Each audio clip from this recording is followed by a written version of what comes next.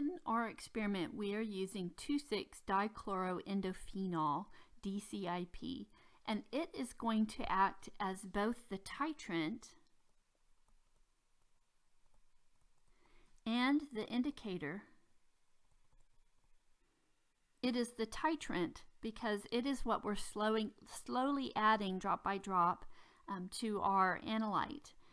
It is the indicator because it is what causes the color change.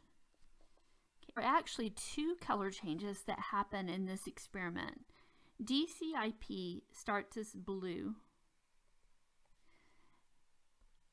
and then in any acidic solution, it doesn't matter where the acid is coming from or what kind of acid it is, it will immediately turn pink.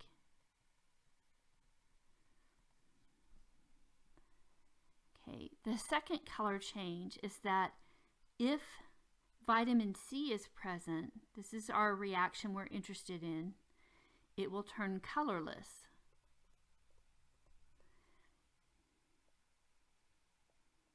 So this second part is what our titration involves. What we will observe is that we will put in our blue DCIP, and as long as there's vitamin C left, it will go immediately to colorless. When the vitamin C is gone, then it will go from blue to pink, and that's our end point. This is our chemical reaction that we're using. It is a redox reaction. The ascorbic acid, or vitamin C, is being oxidized.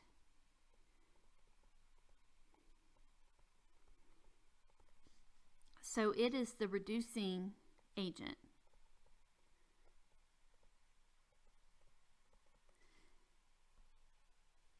The DCIP is being reduced.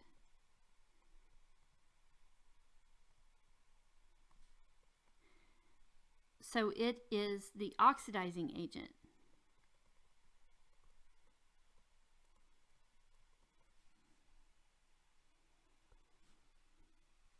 The reduced DCIP is the colorless